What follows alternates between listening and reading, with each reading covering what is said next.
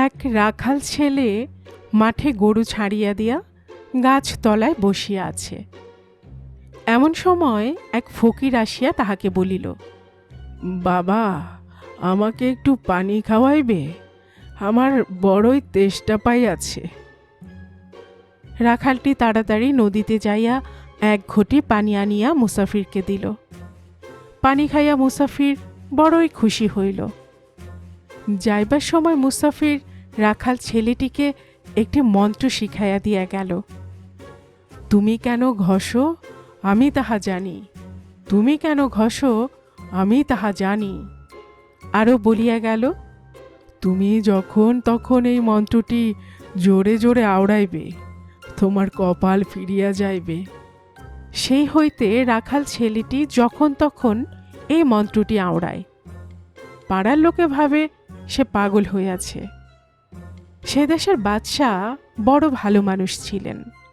তিনি মাঝে মাঝে ভিখারির পোশাক পরিয়া প্রজাদের অবস্থা জানিতে বাহির হইতেন।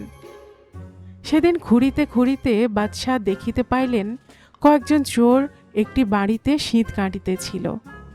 সেই পথ দিয়া যাইতে ছেলেটি জোরে জোরে মন্ত্র পড়িল, তুমি কেন ঘষো, আমি তাহা জানি। তুমি কেন ঘষো, আমি তাহা জানি। অমনি চোরেরা শীত কাঠি লইয়া উধাও। বাদশাহ তখন ভাবিলেন, এই রাখাল বালক নিশ্চয় কোনো কেরামতি পাইয়াছে, তারই ফলে সে চোরদের সকল খবর জানিতে পারে। রাখাল কেমন করিয়া কাহার নিকট হইতে এই মন্ত্রটি শিখিয়াছিল তাহা বাদশাকে জানাইল। তারপর বলিল, আমার আর কোনোই কেরামতি নাই, আমি শুধু জোরে জোরে এই মন্ত্রটি পড়িয়াছি। তুমি কেন ঘষো, আমি তাহা জানি। তুমি কেন ঘষো, আমি তাহা জানি।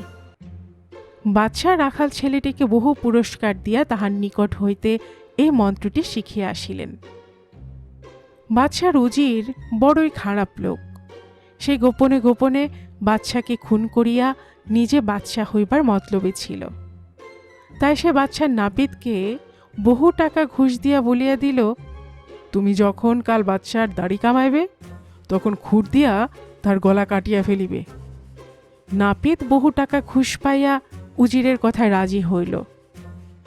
পরদিন বাদশার দাড়ি কামাইতে আসিয়া নাপিত দেখিল তাহার খুরে তেমন ধার নেই। সে পাথরের উপর ঘষিয়া খুরে ধার দিতে লাগিল। বাদশাহ ভাবিলেন, সেই রাখাল বালকের মন্ত্রটি জোরে জোরে আওড়াইয়া দেখি কি ফল হয়। বাদশাহ মন্ত্র পড়িতে লাগিলেন, তুমি কেন ঘষো, আমি তাহা জানি। তুমি কেন ঘষো, আমি তাহা জানি। তখন নাপিত আর যায় কোথায়? সে ভাবিল বাদশাহ তাহাদের গোপন কথা সবই জানিতে পারিয়াছেন।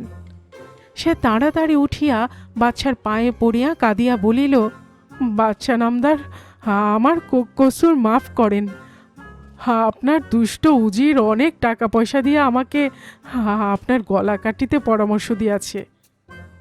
বাদশাহ তখন সবই বুঝিতে পারিলেন। উজিরকে বন্দি করিয়া আনিয়া শাস্তি দিলেন, আর রাখাল বালকটিকে আনিয়া নিজের সভাসদ করিলেন। গল্পকুটুম চ্যানেলে এতক্ষণ আপনারা শুনছিলেন পল্লীকবি জসীমউদ্দীনের লেখা একটি মুচকি হাসির গল্প, তুমি কেন ঘষো, আমি তাহা জানি। আর এতক্ষণ গল্প পড়ে শোনাচ্ছিলাম আমি রোমানা নূপুর।